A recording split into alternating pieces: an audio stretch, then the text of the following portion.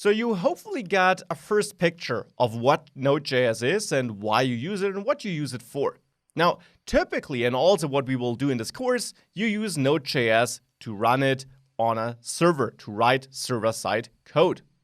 And for that, we have to have a look at the full picture. We have our users using a client, computer with a browser, their mobile phone with a browser, even mobile apps, and we will come back to how Node.js can communicate with these later in the course too. But for now, let's stick to the traditional browser picture.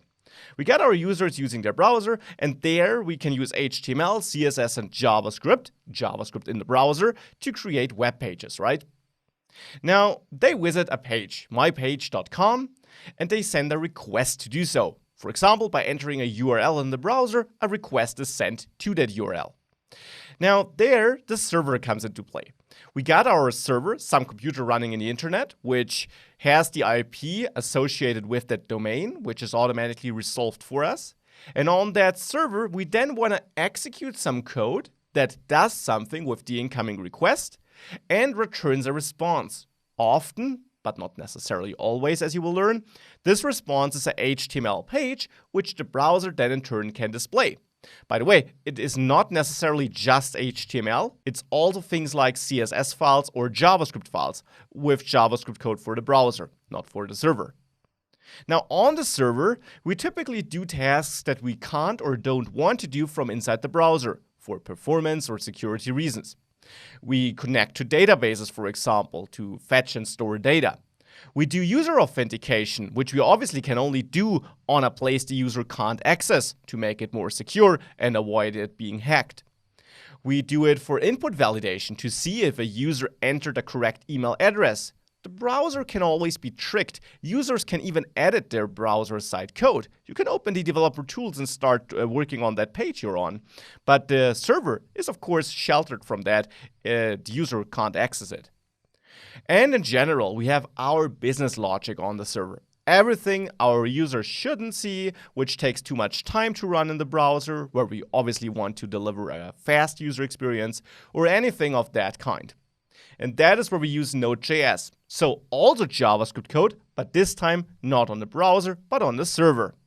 And this is where we use the many features Node.js gives us.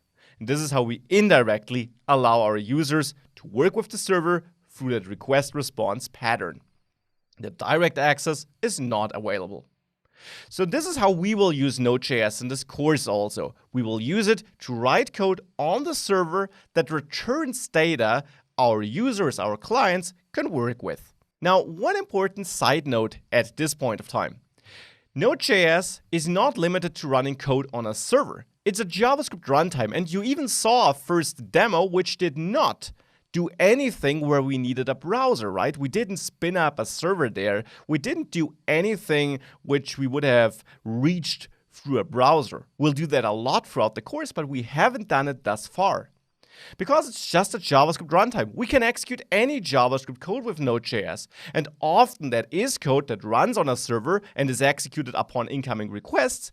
But you also often use Node.js for other code. For example, for local utility scripts or build tools. If you worked with, let's say, React or Angular or Vue or anything of that kind, you actually used Node.js indirectly a lot for all the build processes these languages or frameworks needed.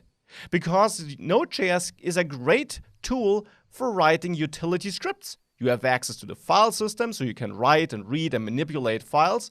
And this allows you to do a lot of utility stuff on your computer that is never exposed to the public. And I just want you to know that, and I'll even have a section in this course where I dive a little bit more in such build tools and non-server-side language usages of Node.js.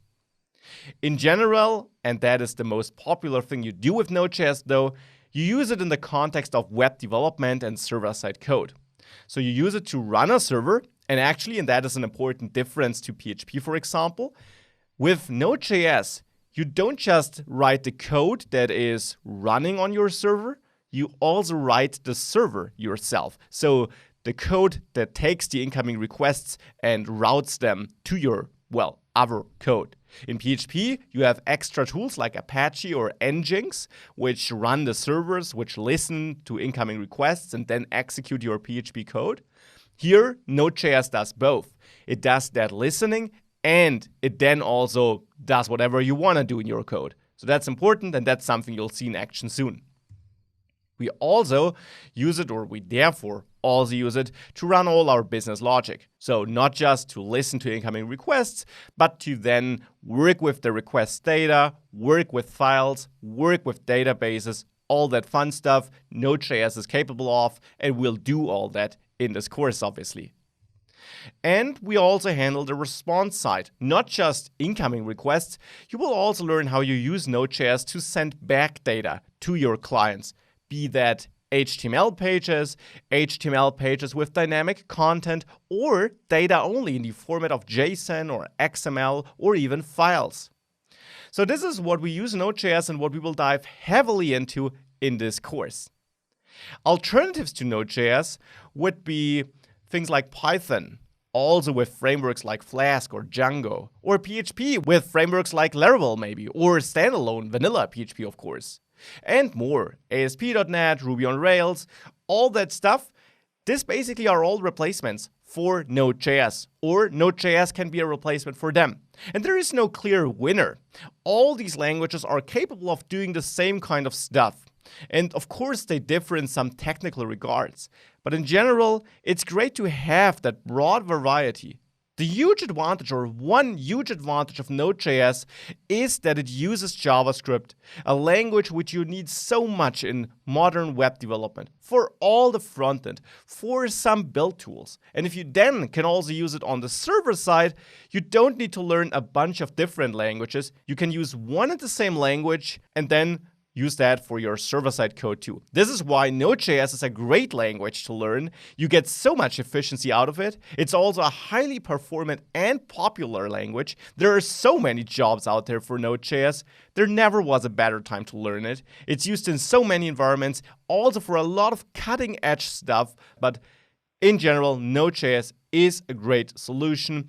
It's trending, it's fast, it's efficient, and it makes sure that you only need to learn one language to write all the code you need in a modern web application.